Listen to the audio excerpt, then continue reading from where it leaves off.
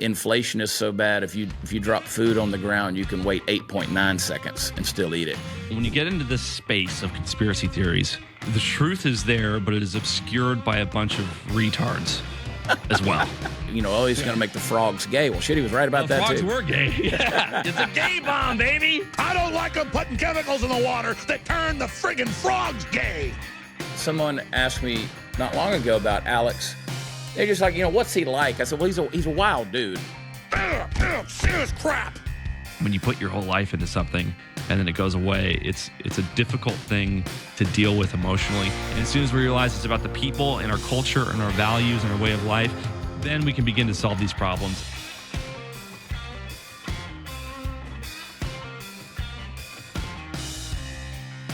Hey guys, welcome to another episode of the CHAD PRATHER Show. We are living large in the heat here in Texas. It's got to be 5,000 degrees on the end of the penis of Satan himself. I'm telling you what, it is getting hotter, or it's just that I'm getting older and I can't handle it. But it's going to be hot in here today because we're going to get to some issues. Listen, I want you guys to come find me out on the road. WatchChad.com is where all the fun stuff is. Headed to Ohio, headed to Illinois, headed to Oklahoma. Anyway, lots of places for the rest of the year. I'm not going to be home. I'm going to be out there trying to find you guys, so I need you to come find me as well.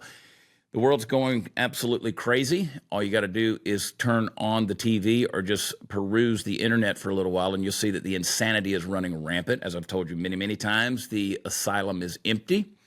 And I've thought about just kind of going crazy myself. I've thought about just switching over to the dark side and becoming a progressive lib. I'm going to learn how to get limp-wristed. I'm going to learn how to walk with a little sachet and preen a little bit. I'm going to get very metrosexual.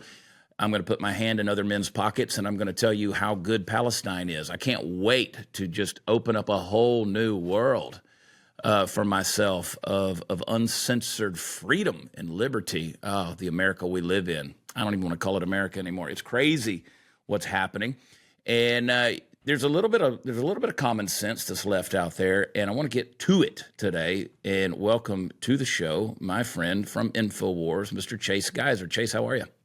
I'm doing very well. Thank you so much for having me. It's an honor and a pleasure to be with you. And I just want to say, I voted for you against Greg Abbott, man.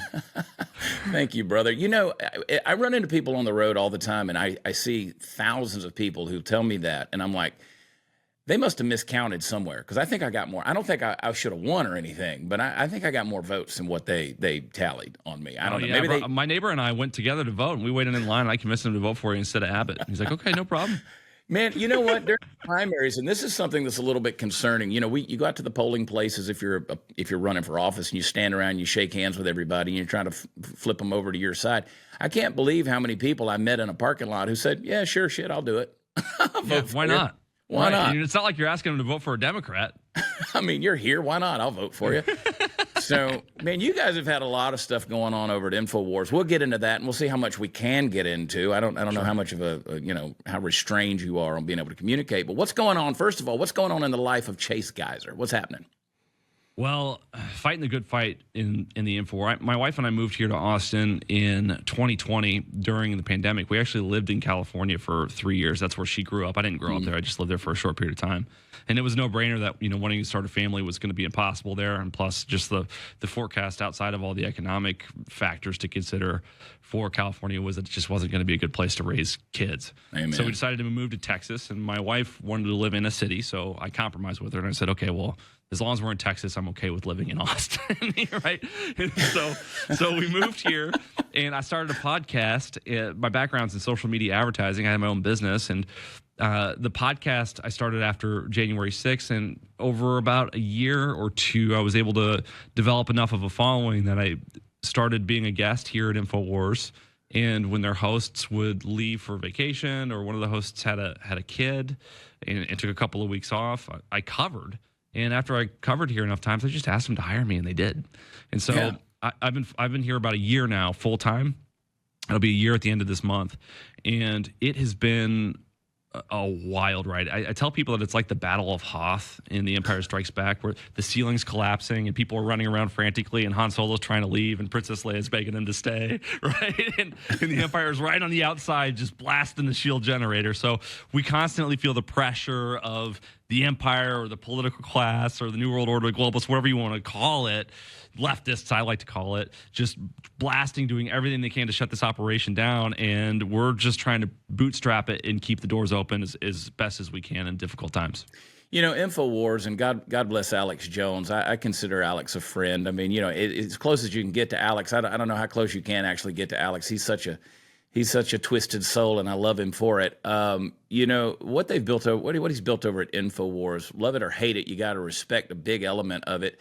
And that is, InfoWars has been very, very consistent in saying what they want to say. You know, let's get the opinion out there and let's put it, you know, those filters be damned. And you know, they've paid the consequences and the price for that. Sure. And I appreciate that so much. I you know, sometimes I'll jump over onto, you know, if I'm listening to Sirius XM or whatever, and I'll just be riding down the road, I'll flip over to things like Urban Talk or whatever, which is very progressive, liberal, typically the black voices that are doing it. And I'll listen, you know, and I'm like, I just want to see what people that I don't agree with are saying. And I try to listen to them, try to say, maybe I'm wrong, and I want to see what their logic is, and maybe I'm missing something somewhere. So I at least respect the platform that people have, whether I agree with it or disagree with Right. it. And so I appreciate what Alex has built over there. And I'm telling you, they are whole hog coming after him and doing everything they can to try to tear it down. Before we get into that, though, now you got a book coming out, right? Yes, sir. It's called The Rise of American Populism. It's right behind me. It's available for pre-order. It's coming out on the 18th. You can get it on Amazon. Alex Jones actually wrote the foreword, and I'm very excited about it. That's great. I can't wait to get a hold of that thing, man. And I always I'll appreciate. send you a free copy. Please do. I'm cheap, so I love free copies. It's Bidenomics, man. I did a social media ad this morning, and on it I said, at this stage, inflation is so bad. If you drop food on the ground, you can wait 8.9 seconds and still eat it. So, you know, the 5-second rule be damned. Hey, guys, you know, the question about the next stock market crash isn't a matter of if, but really it's a matter of when. There are just too many signs that we are on the edge of some really tough economic times. We've got war on multiple fronts, movement away from the U.S. dollar on the international stage, a weakened job market, and a recent surge in stock prices that isn't really backed by anything other than investor overconfidence. Now, what's going on right now just isn't sustainable. And when it starts to crumble, it could all come down very, very fast. Now, when the stock market crash comes, wouldn't you rather be a week or a month too early rather than a minute too late? That's why my friends over at United Patriot Coin are offering to help Americans rebalance their portfolios and prepare for the coming market crash by investing in precious metals. They've always been able to help you protect your liquid assets, but now they can help with funds in your IRA or your 401k retirement account also. There's a little-known law that allows Americans to own physical precious metals inside of an official IRA account. This isn't gold, stocks, or shares in some random mining company. We're talking about actual gold and silver coins and bars.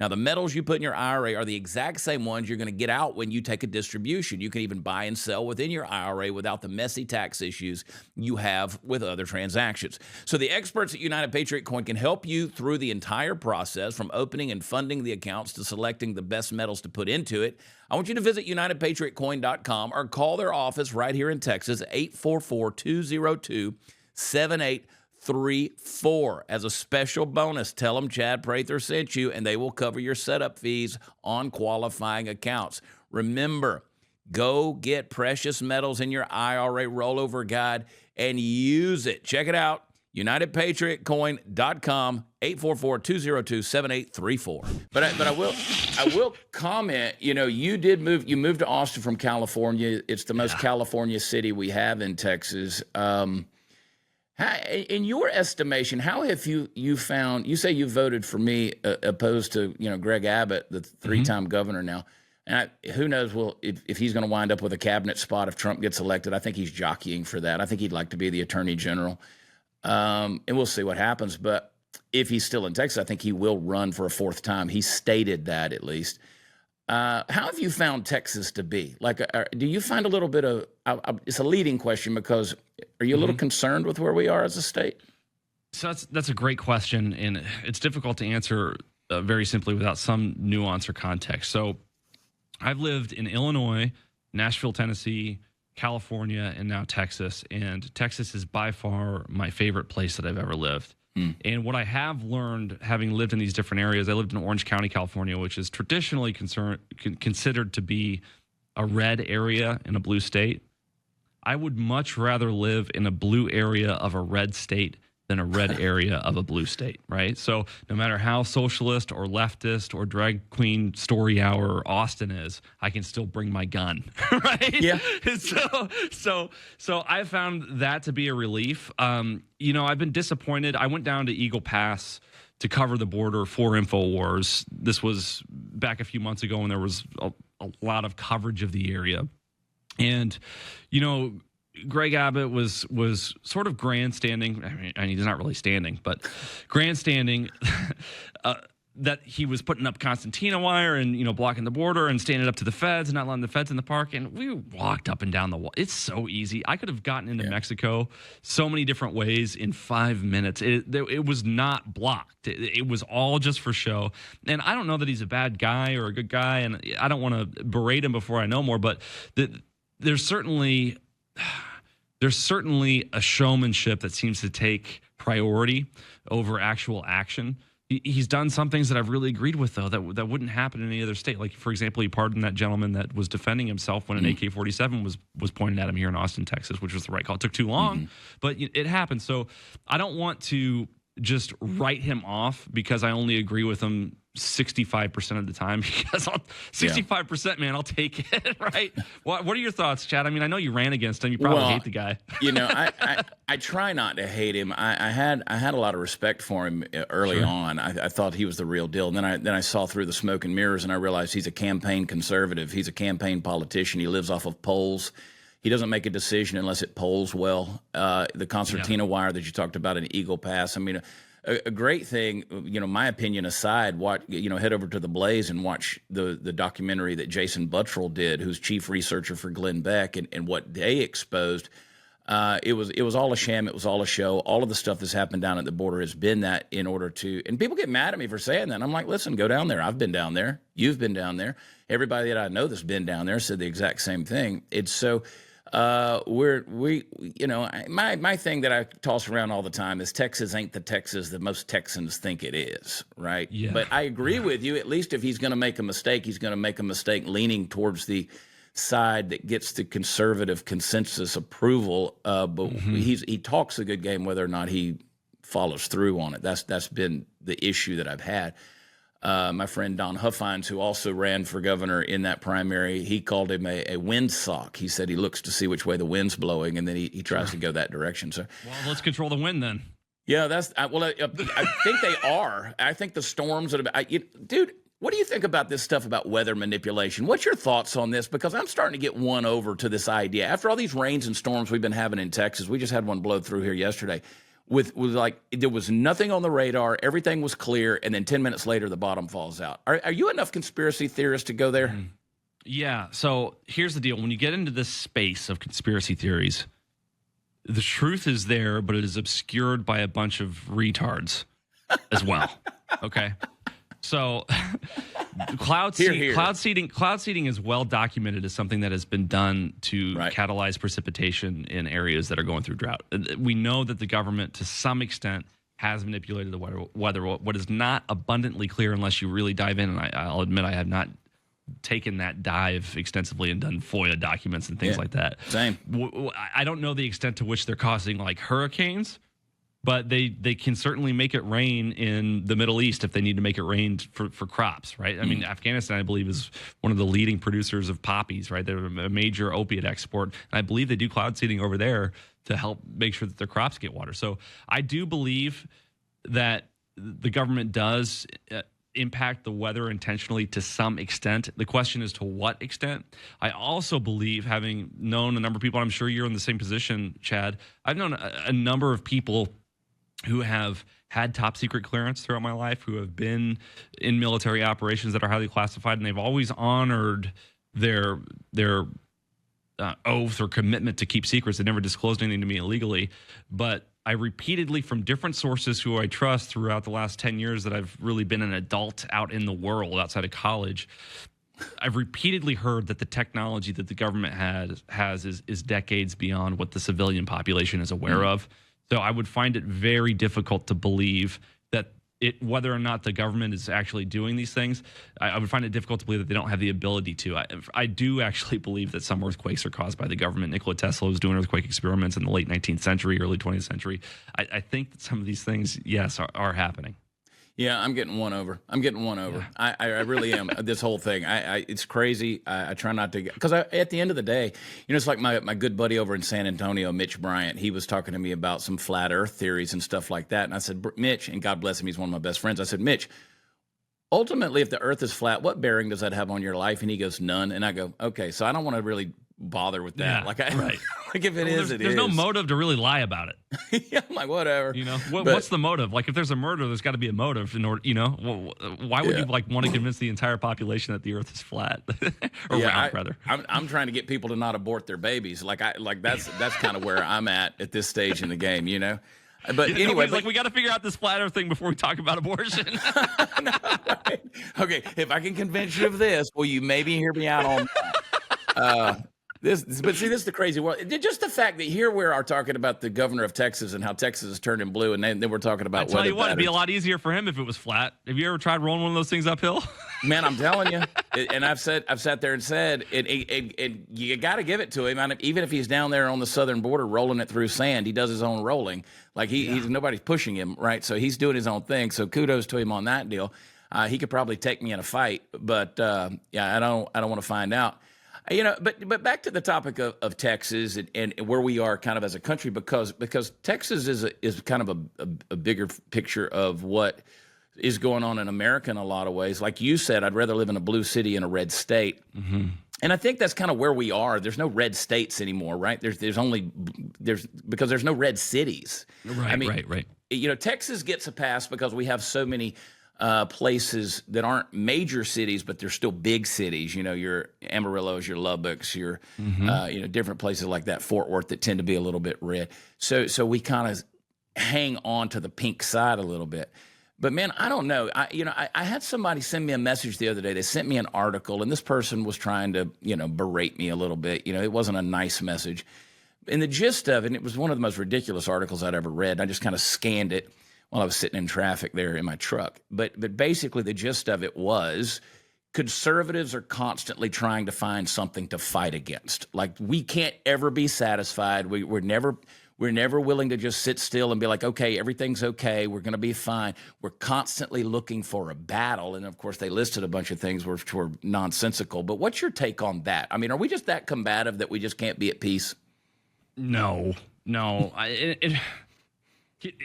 This kind of applies to Alex Jones too, and I'm not just trying to keep bringing him into it, but keep bringing him into it, because I'm going to ask you some questions in a little while, so it's relevant. The funny thing about Alex Jones is he is branded by everyone else in the mainstream stratosphere as this loose cannon, hate speech, controversial figure, but he's basically the only person in media and in politics that I've ever interacted with who has the audience at the scale that he has, that has been explicitly against virtually every single conflict that we've ever been in. Hey guys, you know what? I just filled up the truck, and guess what? Everything's still really expensive. Now, by the time you pay off your monthly bills, there's not much left. So you're going to end up swiping those credit cards. It's going to trap you in that high interest credit card debt. Now, if you're a homeowner, American Financing can help you. That's right. Interest rates have dropped into the 5s. You heard me correctly. Into the 5s. Now, that's much lower than your credit card interest rate. And American Financing is saving customers an average of $854 a month by using the cash in their home to pay off high interest debt. That's $10,000 a year. Now, you can make the free 10-minute call to see how much you could save. They're never going to charge you any upfront fees. If you start today, you may be able to delay 2 mortgage payments. So call American Financing, 888-675-4090. That's 888-675-4090, or visit AmericanFinancing.net. NMLS 182334, NMLSConsumerAccess.org. APR for rates in the 5 start at 6.799% for well-qualified borrowers. Call 888-675-4090 for details about credit costs and terms. I mean, he was against the war in Afghanistan before anybody was. I mean, after 9/11, everybody was like, yeah, kill all these pieces of shit. He was against the war in Iraq before it happened. He was against all the conflicts that we've been in. He's basically a pacifist. And I think that people who want order and peace are branded by violent people as just that, as violent, as a risk to violence, right? So you have the president of the United States coming out and saying the greatest risk to national security is domestic terrorism perpetuated by right-wing extremists or white supremacists. And we know that white people as a demographic in the United States are the least likely to commit a crime, right? Or they're like among the most peaceful, orderly people, the most likely to have an actual family and stay with their children and things like that. And so I think what we're experiencing here is a lot of projection. But I do agree that Texas is full of people, especially outside of the urban areas, Chad, that are they're sleeping giants, and they just haven't been poked enough. I think we're capable of taking the state, and maybe one day there will be a Texas, or maybe, I don't know. There's a lot of really tough people here, and tough people, strong people aren't quick to the draw. Yeah, they'll shoot you down, but they're not going to start it, and they're not going to do it if it's inappropriate. That's something that weak people do, and that's why we see leftists all over the world perpetuate conflict and try to get us into World War III. And I think ultimately the right wing movement, the populist movement, whatever you want to call it, is the path to peace. It's not stoking violence. Does that answer your question? Yeah, it does. And here's what I was thinking about today. We talk about, okay, the country's not united anymore. We know there's left, there's right. I mean, if you listen to the polling that's going on right now between Trump and Biden, it's the same as it's always been. I mean, it's almost 50-50 if you look at where we are. It's an even split. Let's say that we did, the Texas, or let's just say there was the states that wanted to peel off or whatever. We had a division. And we said, okay, you guys want to be progressive liberals over here and test your wild-eyed ideologies, you do that. People that are a little more traditional and maybe antiquated in the way they're thinking and some values-driven people will come over here and do that. How long do you think it would be? Let's just take conservatives. Let's pick on our people for a while. How long do you think it would take before we would be at each other's throats? Because I have a theory on that. I don't think it would be very long. I think we'd be after each other as well. What do you think? Well, the first thing is I don't think that the left would let the right leave peacefully. Obviously we had a civil war. It wasn't a right versus left thing so much. It's a totally different context in the late 19th century. But when you try to break up with them, they're immediately terrified because I think deep down they realize that their philosophy isn't sustainable. I mean, it was proven in the 20th century that communism as an economic force was nowhere near as efficient or effective as capitalism. And so they pivoted and they morphed communism rather than trying to make economic arguments for why it would work. They would try to make moral arguments or social or cultural arguments for why it was better. And they would shift into things like climate change. And it's just bizarre how they had to change their argument because we proved after the collapse of the Soviet Union that communism simply doesn't work. It exploits. And so what would happen in that event, I believe, is we would see economic success in the conservative areas that embrace freedom and capitalism. We would see economic struggle in these leftist areas that don't. And as a result of that, the left would have to attack to try to exploit the resources from the right, and the right would have to counterattack. So I actually think that there would be conflict. I think it would probably be within a matter of a few decades at the longest, maybe even sooner than that, and that it would be started by the left because we would be, the rich neighbor on the other side of the block. Yeah, that's a good point. And the tragedy is that there is the projection that's there. Usually if you'll listen to what they're accusing you of doing or thinking is what they are doing or thinking. And that's the issue. If you see that long enough, you'll see it. And, I brought up to someone the other day about, and I wish I'd have saved this tweet. There was a guy, he, kind of a beta male. He's a black guy with a, trimmed down goatee, skinny guy, he kind of had a Snapchat filter in his selfie, then his profile picture. And he had a picture of five heavy, let's just call them what they are, fat rednecks. I mean, these boys, they had mud on their shirts and they had their blue jeans on. They had steel-toe boots. I zoomed in and looked. They were wearing steel-toe boots. Some people don't even know. I doubt this guy even know what steel-toe boots are or what they're for. And they got their ball caps on and probably got a dip in their mouth and stuff and dirty hands, dirty fingernails. And this guy said, don't worry, if the Civil War happens, this is what you're going to be fighting. And I'm sitting there thinking, you're fucked. You're screwed, bro. I mean, I know that you're trying to say here's a bunch of fat guys who can't do Those anything. guys might be fat, but they'll fucking kill you.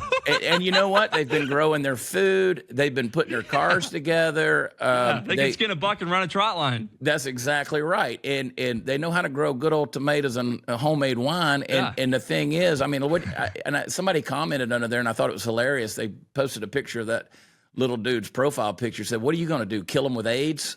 So I was like, touche, baby. You know, these guys have spent their entire lives spraying dough piss on their shoes so they don't get, nothing can smell them when they go out to sit in sub-freezing temperatures for hours on end to shoot a buck. They can reach out from 300 yards and touch you with hot lead. I don't think you're going to do shit to these guys. Those are the guys I want on my side. I mean, I've always said about, the Cajun South. You go to South Louisiana, you can't kill a Cajun. You roll a dead body in a ditch and cover him with dirt, and the next day he shows up with a new dish he created out of the ingredients he found in the ditch. So, you Have you tried my new gumbo? I mean, you can't kill them, man. And so I'm always going to align on the side of the folks that are just common blue collar, hardworking folks, because these are the folks that they know how to get shit done. And and these folks, you look at the feminists out there, they want to talk about equality and all that kind of stuff. I love what Andrew Schwartz said. He's like, you ladies really picked your time to fight that battle when there's air conditioning in the office place and all of that crap. You weren't out there driving stakes in the ground, putting, railroad ties down. So I tell you what, the women were working harder before feminism. I mean, if you look at what women had to do in the 19th century, they were busting ass. Yeah, and children too. Yes. You had kids to help work. It was like slave. It was the first slave labor. I mean, let's make one. Exactly. You talk to these guys who these historians that talk about that, and you're right. They had children so they could work, and the children, they never went above what we would consider 8th grade, and they only went to school 3 months out of the year because the other 9 months they were working in the fields. Yeah, my grandmother dropped out of school after 8th grade. Yeah, and they were smarter. They were more critical thinking. And they created better stuff. So we're in a crisis here. I mean, because we have these people who set themselves up as being some kind of academic superiors to us. But did you see the video that came out last week of all these kids that are coming through with their cap and gown and they're talking about what they're graduating, what their majors were, and how they were? Oh yeah, in passing, I remember that. It was silly stuff, right? Like a study in intersectionality and binary, Yeah. And I'm like, what the hell is going on, man? Just insane. Yeah, so we're screwed. And even years ago, there were studies that were done after, obviously, unemployment was a major problem during the economic crisis that started 2006 to 2008. Because of the housing crisis.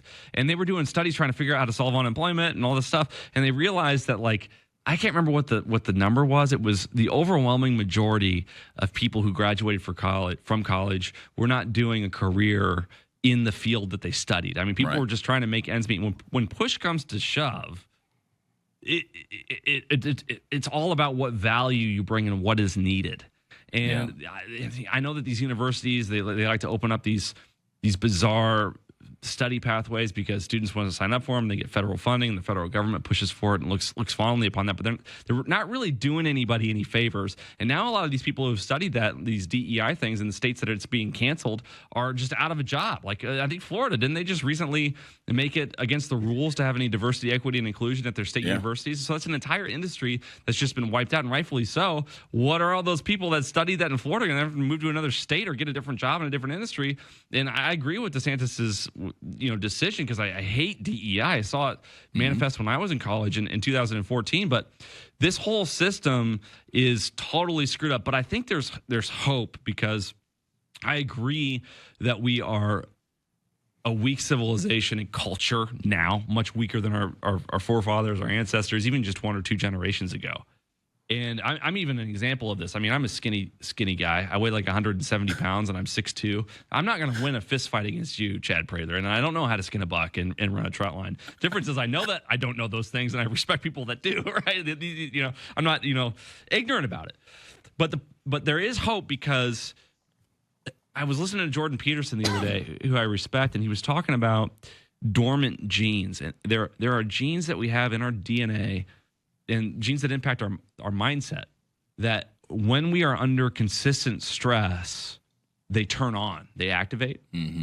And we think in terms of generations. This generation's weak, this generation's entitled.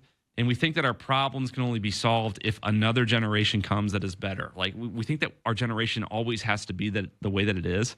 But I feel confident that under pressure, under stress, Americans will reactivate and people will change and flip. And we saw this a little bit before World War II, even though we were going through the Great Depression. You know, the market was bad. The depression was bad. Our military wasn't what it should be. Everything was kind of dormant, and we were just vulnerable and weak. And as soon as Pearl Harbor happened, boy, did we activate and do some amazing things like the 101st Airborne. I was reading about Bastogne yesterday and what they had to endure for weeks before they waited for reinforcements, totally outnumbered, surrounded by Germans in foxholes in the woods in the winter with, artillery coming in and just wood chips flying at however much speed, just shatter, and they won. So I do have faith that America still has its soul. We just need to turn to it and embrace it, activate it. Yeah, you talk about after Pearl Harbor, there's a lot of statistical phenomenal things that are out there. Like, for instance, we went from being the 17th strongest Navy in the world to being number 1 in less than a year. I mean, that's what I'm talking about. Yeah, and then you get into real feminism. You talk about Rosie the Riveter and people out there doing. She was so hot. Yeah, it's so hot, so hot. First hot cartoon. Yeah, no doubt. It's so. I mean, there's something sexy about a real woman doing real things, and she was feminine. Yeah, exactly, 100%. To this day, you'll have women that repeat that in a modeling pose or some kind of. Or on Halloween, people dress up like Rosie the River. Yeah, because she's hot. Because she's freaking hot, and so there's something sexy about that. And red-blooded American males, with that, I'll tell you about a dormant gene, man. That thing wakes up inside of you, and you're like, okay, here we go. That's a real woman right there. I go back to Alex for a second. Go back to InfoWars. For those of you that have been living under a rock, so you were supposed to be with me last week, or I think a couple of days ago, and you had to postpone it because the feds or whoever were kind of banging down the doors, and a lot of people saw the clip of Alex, who was just sort of having an emotional breakdown, and rightfully so. I mean, here's a guy who, I'll do some round numbers here. They basically say, hey, you got to pay us $1 billion for misinformation in regards to something that happened. Well, not just something that happened, but a school shooting that happened, and his speculations on that and his opinions on there and putting those thoughts out. And so, again, you're going to penalize a guy. I said to someone, they're going after Alex Jones much in the way they go after Trump. They have to eliminate that voice. Right. They're not going after Alex because of what he got wrong. They're going after Alex because of what he gets right. Because of what he gets right. And what you alluded to earlier of how he's been ahead of things so many times, you put something out there and it's like, well, Alex Jones told us about that a long time ago. And so March 6, 2001, he said they're going to fly planes into the World Trade Center. Yeah. Yeah, I mean, people try to make a meme out of it. They try to parody it. He's going to make the frogs gay. Well, shit, he was right about that frogs too. Frogs were gay. Yeah, it's a gay bomb, baby. Let me tell you something. Giant bombs are going to come. It's going to be the whole deal. The whole thing's going to happen. He's never been wrong. I've heard they smell like sulfur. They smell like sulfur. Literal potbelly goblins coming out from under rocks. And you know what? And I wish we had a couple of gay frogs here for Pride Month. I wish we could trot a couple of rainbow frogs out here, maybe lick the skid, and we would get on the same plane as Alex. But what happened? I mean, what happened? You guys kind of you likened it to the Battle of Hoth there in Empire Strikes Back. What happened there at InfoWars the other day? What was going on? I mean, was there a mole on the inside? Was there somebody spreading some stuff? What happened?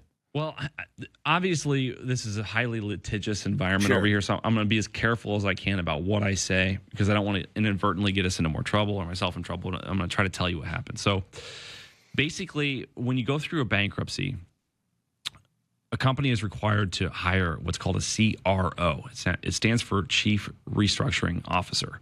Now, you can hire whichever CRO you want, but you have to hire one. It's like a type of person that comes in and makes sure that a company doesn't waste money or steal money before the plaintiffs in a settlement are able to get paid, right? So if you owe me $5 million because I lost my leg because of your malpractice or whatever, they would send a CRO in to make sure you didn't hide the $5 million or waste it. It's a reasonable thing to have, right? Problem is with InfoWars, nobody wanted to be our CRO because our case was so politically charged. So there were only a couple of people willing to do it, and they weren't necessarily the right fit. All right, so I'm not going to try to say that they weren't good or talented or whatever. Just weren't necessarily the right fit. Didn't necessarily agree with our views or our philosophy. Weren't necessarily on our side emotionally or psychologically. You know, they came in maybe with good intentions, but whatever.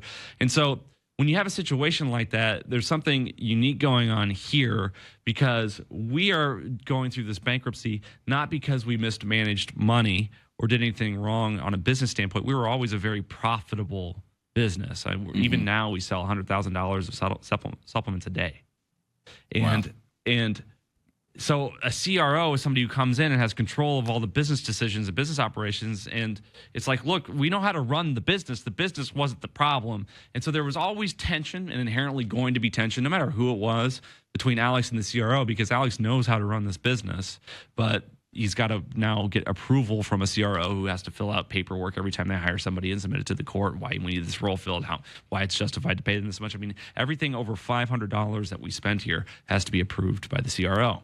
And paperwork has to be submitted to the court just to make sure that no money's stolen. So there's always been that tension. And for some reason, unknown to me, last Friday, we got wind that the CRO was going to have the doors locked to the studio. And we still don't know why. And I'm pretty sure that's true. That's what Alex said. I trust Alex more than I trust anybody. That's my understanding what happened. And that's when Alex went ballistic because it was like the first time that we got to the point. I mean, everybody got all their shit out of here.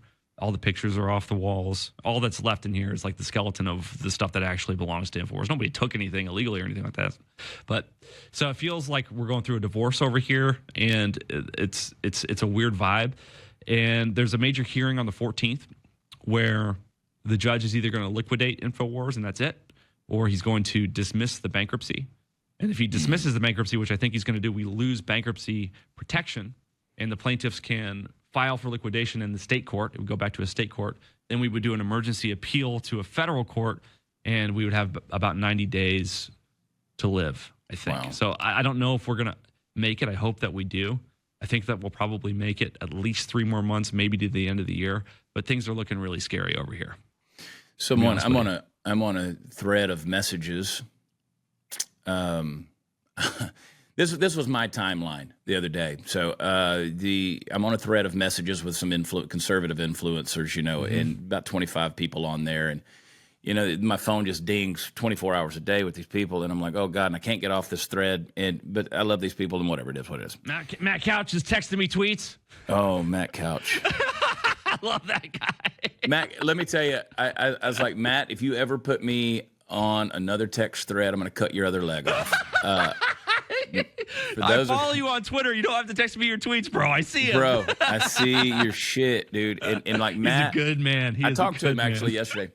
You know, my girlfriend CJ, she got on the phone with Matt. She came over to the golf course. I played around the golf. She came and met me. We were going to dinner. And she was on the phone. I said, who are you on the phone with? She goes, Matt Couch. And she goes, here, talk to him. And I go, what are you doing, lady? So, and I love Matt, but I got on there, and I was like, dude, if I push you real hard, will you spin around? So for those of you who don't know Matt Couch, Matt lost his leg last year. Crazy wild thing, but he lost his leg, and he's learned to walk again. But he's a good humor, and he's a blessing. But we give each other a hard time. He's just a sweetheart of a dude.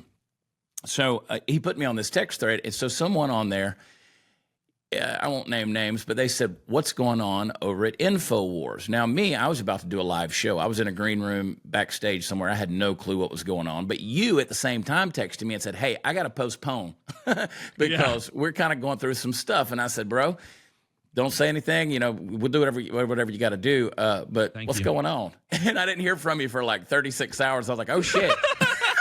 I was on the front lines, man.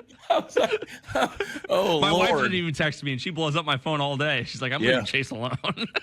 Well, you know how it is, because it is highly litigious and all the things that are going on. Right. I certainly didn't want to I didn't want to take advantage of a friendship and try to get you to text something that doesn't need to be in writing. That was never my intention or anything. I was just are you okay, really? It was, and it's going to be okay one way or another. It's like the Obi-Wan Kenobi thing. You know, if they strike Alex down here at InfoWars, it's only going to make him stronger. We certainly saw that happen with Tucker and Fox, right? They removed him, and now he's bigger than ever, better than ever. Honestly, I've enjoyed his content. I've watched so much more Tucker Carlson in the last year than I watched in the last 5 years before that, cumulatively. You know, every once in a while 100%. I'd pop off and watch a 5-minute monologue on Fox that was like, baller and going viral. But I've watched hours of Tucker this year, and I don't think I've ever watched hours of Tucker before. So he's bigger. Alex is going to be fine. It's just scary for everybody when something like this happens for a number of reasons. The first thing is, if they strike InfoWars down, it's just such a trophy for them, even though it's stupid for them to do it.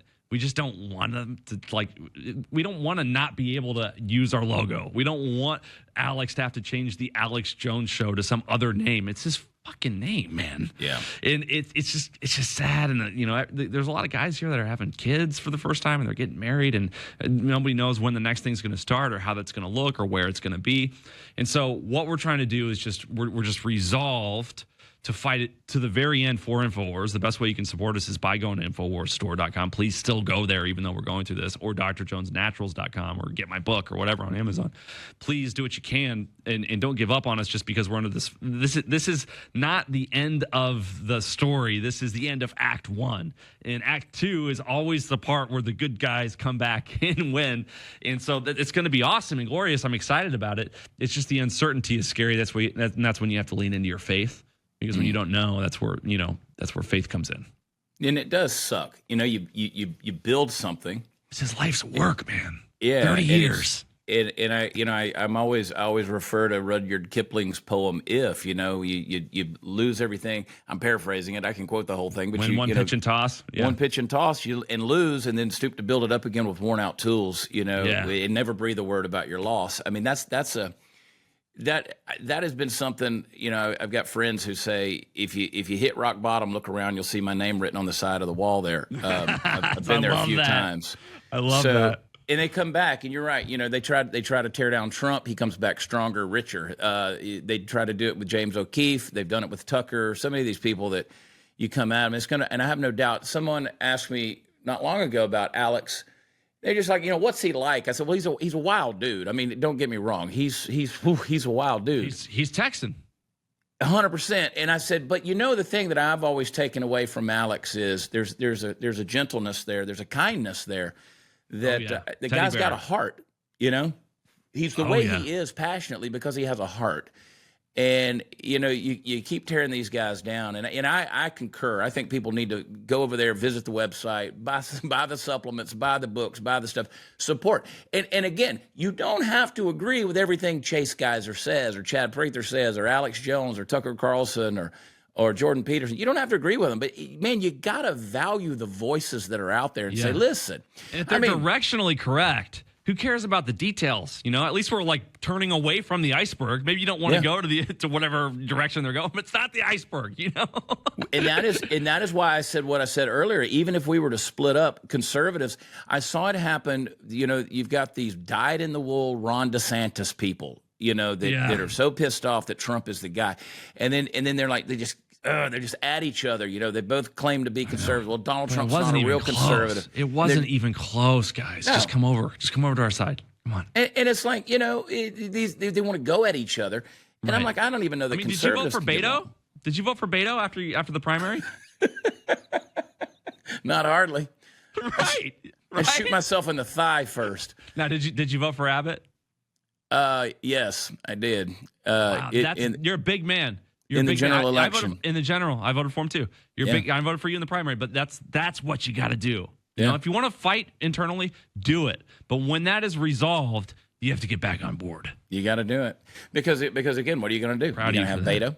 You're going to have Beto. Yeah. We don't want 4 more years of Joe Biden or whoever they put in there or whatever. I don't think it's going to be Joe. No, there's no way. I think Big Mike. Big Mike. Big Mike would be virtually unbeatable in a lot of ways. Yeah, because she's a man. You can beat a man. I mean, the traps on that dude. I mean, that's a lot of guy. And I was talking to Alex Jones during break one time, and I asked him, I was like, "Do you really think that Michelle Obama is a man, or do you just say that like because it's a meme, you know?" And I'm like, "I just think it's a meme." And he goes, "Oh no, she's a man." Oh, she's a He's man. dead serious. Oh, yeah, she got a sack of balls. Yeah. You look at her. The width of her shoulders is 3 heads. That almost never happens with women. it's true. I mean, that's a lot of She's got the human ring right there. finger that's longer than the index finger, which is something that only happens with men too. Wow. You know, if you look at a woman, their index finger's longer than their ring finger. Big Mike would be virtually unbeatable, though. I just don't. Like Gavin Newsom, I think is my audience has heard my opinions on there, so it's not necessary for me to go in there. They're all dangerous, right? They're all dangerous. Yeah. But I tell you, we you know. This thing going on with Hunter Biden right now, this trial, I think is one thing that I said a long time ago that could be a ploy that makes Joe have to step out, is because they find him guilty. They're gonna force a pardon. And once he pardons his son, it's over. And he's going to pardon him before this election if it's close, because nobody would risk their son going to prison forever just because they want to be president.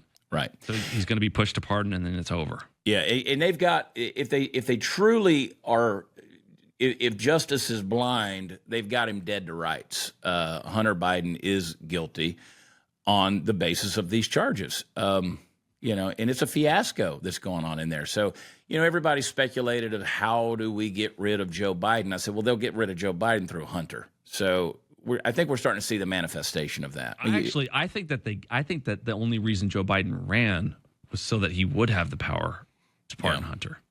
Yeah, that's a good point, because I think that Joe was intended to be a placeholder, right? They wanted him to kind of, it was sort of like, the good old boy over at the country club, like, let's let him serve as the president of the country club. He's been here for 1,000 years. Let's just give him a little deal. He's not going to have any real power, but he's earned his due. I mean, he's paid the dues all these years and been a member. Right. And they threw it at Joe. They knew they could control him. He chased the squad's pressures that were put on him, a guy who's never been that way. I mean, he's never been one of these progressive retards out there. But they put the pressure on him and they controlled him, right? But now they were like, okay, Joe, you were supposed to do your 4 years and go away. And now Joe's like, I think I'll stick around. So, I don't know if that was part of the plan but now they definitely got to get rid of him. And there's a couple of weird things, like they pushed the Democratic convention to just 75 days before the general election, which has never happened before. And frankly, some states require 90 days notice in order to get your general election candidate on the ballot. So it's a real pain in the ass for them to do that. They're going to go through legal loopholes in order to get it done in some of these states. And then they decided to make it remote. And they also decided to have the debates before the convention. The first debate, I think, is the end of June, or June 27th, if my memory serves, at 9 p.m. Eastern. I was going to ask your thoughts on that, because they never do it that early. So what do you think about that? Is that another way to expose Joe's frailty? What do you think? I think maybe. I think hindsight's going to be 20/20 on this, but I have a deep. I don't know what the answer is. I wish I did, but I have a deep sense that something is really happening here that is not clear and a little bit of miss. There's something wrong because too many things are different for reasons that are inexplicable. What do you think? Yeah. Well, I floated the theory out there that that's what they're doing, especially when they started putting all of these requirements on it. No audience, no interruptions. And the Wall Street Journal came out with an article with like a bunch of staffers saying that he's a lunatic, like he's lost his mind. Did you see that just like the day before yesterday? Yeah. I saw that, and then God, what was the thing? I'm going to look it up, Chase, while I'm talking. I don't mean to be rude, but I'm going to look this thing up real quick. And I did see that I'm going to get back to your question in a second, but I did see where I think 70% of Americans polled at this point do agree that Joe Biden needs to be drug tested before he enters into the debate. So if that polling is accurate, that's interesting, right? Well, and he refused to take the dementia test at his last physical. And I took the test. I read an article about it. It's 30 questions. It takes 10 minutes. And it's not a big deal. Like, why would you be scared to take that? But as I was taking it, I realized, Joe Biden couldn't do this. So on the day you and I are having this conversation, and of course this is airing later, this is June 6th, this is the 80th anniversary of D-Day, and they had the commemorative thing there. Joe Biden was there by Macron, the president of France. He was alive when D-Day happened. He should be telling you what it was like. He was there. I mean, he probably remembers the whole He deal. was potty trained when Hitler was still on the radio. Yeah, he was there when Uncle Bosie went down and got eaten by the cannibals. I He mean, was born 3 years after the air conditioning was invented for the automobile. let me tell you about this thing called Freon. Did you know he's not a baby boomer? He's too old. He's a member of the silent generation. Did you know that? I mean, did you see where these 3 kids accidentally in North Dakota not long ago, these 3 kids accidentally dug up a dinosaur? And I was like, put Joe back in the ground. But yeah, Jen That's Psaki. his little brother. Jen Psaki, former press secretary, she said that she actually made the admission that the president's border order is politically motivated by the election in November. It's like, Sure. Jen, I think you're the absolutely last person to figure this out. No shit. She we just knew came that. out with a book, too. Maybe they'll try to run her. God, how scary. I don't like Jen Psaki, but I think she's kind of hot. Yeah, she has her moments, right? Yeah, in a pinch, I would do it. Oh, yeah. I mean, like, who was it? Who tweeted that this morning? Was it my buddy Matthew Marsden? No, it wasn't Marsden. It was somebody else. Who was it? I don't want to put this on the wrong person. But they said, AOC is hot. Prove me wrong. What do you think? Yeah, but she can eat an apple through a picket fence. Yeah, that's a lot. You got to be careful, man. Yeah. Pickles right out of the jar. You mess around with those teeth and you wind up with a racing stripe. But yeah, I think she's pretty. She's a little, she's pretty. She would definitely be somebody I would have pursued in college. Because I seem to just run into leftist after leftist when I was being reckless. Yeah. Let that be a cautionary tale, kids. If you go I'm to glad they're memories. Because do those women, get a man. leftist knocked up, okay? Now, granted, they probably won't keep the baby, but I'm just saying, don't knock up a I tell you leftist. what, man. I used to think the whole monogamy thing was just ridiculous. I've always been a Christian, but I always just kind of put that one on the side, probably because it was inconvenient to what I wanted to do. I was like, why? Come on, what? Consenting adults, whatever. And then after you run through a few and you have You see all the blowback socially and like having to deal with them. You're like, oh, God was doing this for me. Like, Yeah. Like it is really a pain in the ass to deal with all those women, man. I always tell my wife I married her because I only wanted to deal with one. Protecting you from a lot of stress, Yes. buddy. I told you I was playing golf yesterday with a buddy of mine, and he's kind of been going through some things over the last couple of years in his relationship and his marriage. And I said, buddy, I tell you what. I said, let me just tell you from somebody that's been there, you want to go out there, if you ever get tempted to go out there, you want to play the field a little bit. I said, trust me, you do not want that shit coming back. I said, it is not fun, brother. It is not fun. You got to be really careful with who you allow close to you in your life in any way, whether it's intimacy or business or friendship. You have to be very careful. It's not like there's something divine about it. There's a level of commitment that happens, even if it's just a fling or a short-lived thing that always sticks with both people. You attach yourself to each other's soul in a small way every time. Listen, I've be been there. You want attached to your soul. Yeah, I've been there. I've done it. I've learned from it. And as you were talking about them attaching a CRO to a bankrupt business, listen, anybody that's ever been through arbitration. Anybody that's ever been through arbitration and a divorce, let me tell you, when they start wanting to put, financial auditors on you to make sure you're not spending a dime anyway, it relates. All of it relates. It's tough. And I'm not trying to say anything negative about the specific individual who's filling that role. It's just inherently going to be a difficult dynamic and combative. And, hopefully the future is hindsight as far as all this stuff is going. But future's uncertain and the end is always near. That's a line from Roadhouse Blues by The Doors, and it's come to mind a lot lately. How's Alex holding up overall? I mean, everybody saw the little bit, the emotional clip there. How does he seem to be holding up right now? Alex is the toughest man that I've ever met, and I think that he's probably going through the most difficult thing emotionally that he's ever gone through. Mm-hmm. Alex is so big financially, he's always going to be fine. I know that he's going through a personal bankruptcy and he's had to liquidate a lot of things and he can't even spend his own money that he has. It's in accounts reserved for trustees. He's allowed an allowance of his own money every month that he can spend on his lifestyle. But hopefully, that'll be over soon and resolved and figured out and he can move on. But it's not the money that worries him. It's not the business that worries him. It's about winning the info war. So they're coming after his life's work, the thing that he's put all of his time and his heart and his interest into. They're going to shut it down.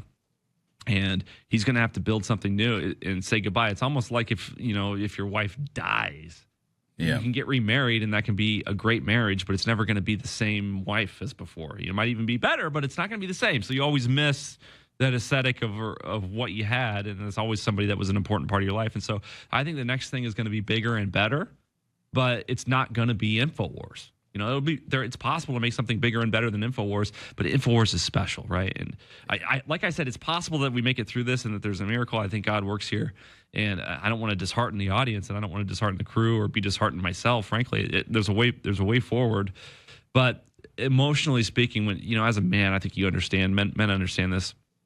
When you put your whole life into something and then it goes away, it's a difficult thing to deal with emotionally. Alex is holding up. He's on air. I'm looking at him right now on the TV above the camera. The broadcast is going on in the background. He's showing up every day. He's doing the work. He had one hard day on Saturday emotionally, and he's been strong ever since. He's not somebody that's going to wallow and sit back and just take it or lay down and take it. Well, and to your point, legacy matters to real men. What you build to leave behind and what you're doing. And what Alex does, as you say, you see him on TV right now. And I guarantee you what he's bringing to the public and his listeners is relevant stuff. It's profound stuff. He's not mailing it in. He doesn't have to mail it in. I mean, he's got doesn't have to lie. It's all just real. Real is all you need. Yeah. And he's got a profound mind. He really does. And it's going to be interesting to see what happens. But when you touch a man's legacy, and I know there's some cold-hearted bitches out there, and when I say that, I'm talking about dudes. There's some cold-hearted people out there that just want to burn you to the ground, Carthaginian peace, plow under your fields, and pour salt on them so nothing ever grows there again. And there's some hard-hearted folks out there, and the humanity that's lost in that is a sad state of affairs. And again, I'd say to anybody out there that wants to do it, they say, well, Alex has said this, and I said that, yeah, but Alex has rarely been wrong. And you know what? We have a right to speculate. We have a right to opinions. We have a right to look at things and say, this doesn't match up, this doesn't add up, and let's talk about that.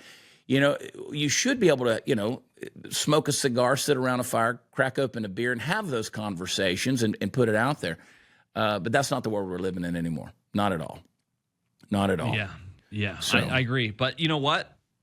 The fact that we realize that we can't humor these people, we can't give them an inch and expect any reciprocity down the road, that is the first step to solving the problem, right? They say in Alcoholics Anonymous, the first step to getting better is admitting you have a problem. Mm-hmm. And I think that the right in America, or patriots, I don't even want to say the right, because there's so many people that are good patriots that aren't Republicans or Democrats. They round into the Republican Party maybe in their vote, but we realize, those who genuinely love our culture and our country, that we can't negotiate with these people who don't, and there's no goodwill.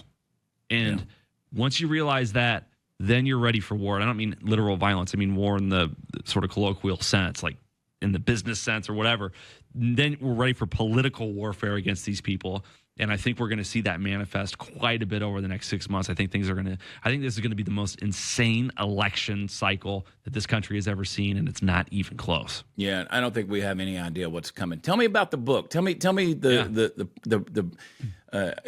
about the book. I want to know what inspired Chase Geiser to sit down and say, I'm going to put these words on paper because this is what matters to me. Yeah, thank you. I appreciate that. So The Rise of American Populism is a book that I wrote in my own hand, most of it before I even started working here. I finished it after I started working here. I wrote the first half before I started. And this was something that I would write from 10 p.m. to 5 a.m. as like a passion project. I thought I was going to self-publish. My wife hated that I wrote it because she wanted me to be taking care of clients and making money, and there was no reason for me to write this book. There was no clarity as to how it would work out. Turned out after I got a job here at InfoWars, Skyhorse Publishing wanted to publish my book because they published Alex's book, and Alex wrote the foreword, so it worked out that I wrote it, right? Yeah. But it was something that I put together it's basically a 200-page rant that's designed to inspire, invoke frustration and hope simultaneously. And just it's meant to be like the speech before King Theoden in Lord of the Rings gets the Rohirrim to win the battle, or the speech before Braveheart, the freedoms. It's meant to be that kind of vibe. Like, screw these people. This is what they've done. And are you going to lay down and take it? Like, let's go. Right. So it's a rallying, inspirational book, 200-page rant. And basically the whole premise of it is it's not about Republicans versus Democrats. It's about the people versus the political class. And as soon as we realize it's about the people and our culture and our values and our way of life versus this political class that both the Democrats and the Republicans in leadership, I'm not talking about the voters, in leadership have exploited and failed to represent the interests of their own people, then we can begin to solve these problems. And so I hope that it inspires Americans everywhere to choose populism instead of this fork that I believe that we're coming to, because as things get more difficult here in the United States, as the dollar gets weaker and weaker, and we begin to feel the real pressures in a palpable way of all of the corruption at the top, people are going to have a tendency to go more fascist or more Marxist, just like what happened in Germany in the 1920s under the Weimar Republic. And I am hoping to create this third alternative of populist, which doesn't result in the death of millions of people, but still inspires patriotism and a reawakening of our culture and people. So your pre-sales are going on right now. People can Yes. add the thing to their shopping cart, be ready to rock and roll. And it comes out, Yep. what did you say, the 18th? The 18th. So please pre-order, because the more pre-orders I get, those count as sales on launch day, and it's going to determine how the book ranks in the sales list. Yeah, and I always tell people, I said, when you got authors like Chase or me or whoever put something out there, it's a big reminder to the world. When I say the world, that culture out there that wants to silence us, that says, hey, these voices still matter. And so those pre-orders and those pre-saves, those really, really do matter. Tell me all the places people can find you. Just find me on X at Real Chase Geiser. That's RealChaseGeiser. If you find me there, you can find me anywhere. That's awesome. And you're a good follow, too. You're a good follow, Chase. I love it. I love it, man. Hey, I want you to do me a favor. Give all my love for what it's worth. Give all my love to the crew over there at InfoWars. Okay, And I'll say something to him today. I'll make the rounds. Yeah, please do. My thoughts and prayers are with them. And you'll say it, and they'll be like, "Who?" And I'm like, "Yeah," but still, I'm with you guys, and I really am. And hey, listen to me. Y'all come hang out in my studio if everything. I saw somebody the other day say about Alex said, "Man, I got a studio down here in Bolivia. If you want to come down here and live in the jungles and broadcast." And I think the dude was serious. Yeah, we've had a couple people DM and reach out and say, I got a studio. He's got options. He's going to be fine. He will always be on the air, but we're fighting as hard as we can for InfoWars because it's special. I know. Chase, I appreciate you, buddy. Hey, holler at me. Love you, Chad. Yeah, I love you too. And we'll get together soon, man. I appreciate Chase Geiser so much. He's an important voice, and I want you guys to support him every way you can, as well as check him out on InfoWars. He's doing an important thing, and I think God's using him. Listen, I want you guys to find me out there. Watch CHAD.com. I got some fun stuff going on. We'll make you laugh. You come to a show, I promise. I got some cool new merch out there. Look, we got a brand new shirt out there. Facts trump your feelings. That's the new thing from our Unapologetic Patriot line. I love it. Yeah, baby. Facts trump your feelings. So you can get that at prathertees.com. Check it out. Man, what else? I don't know. That's about it. Leave us a rating and review. 5 stars is what we deserve. I don't care what you say in the review. You could cuss me out and, tell me that I've gotten fat. I have. And so I want you guys to tell me these things. Buck and run a trot line, though. I can run a trot line, and I know how to put deer pee on me so you can't smell me coming. I told Sarah Gonzalez the other day, I said, girl, you can't stand upwind because they'd smell your perfume. You ain't winning in a battle. It ain't going to happen. Oh, my gosh. Drop me a line, Chad at the Chad Prather Show. We'd love to hear from you. Give us your email, thechadprathershow.com. Oh, and don't forget, we are tossing Wednesday night episodes on a brand new YouTube channel for what that's worth. We've been throttled so bad, we're throwing it out there in different places. So check it out. Just search the Chad Prather Show, see what you find. Chase, thanks for joining me. The rest of you folks, stay out of trouble unless you find something. Call me because I want to be a part of it. Watch CHAD.com. We will talk to you next time. Love you. God bless you. Bye.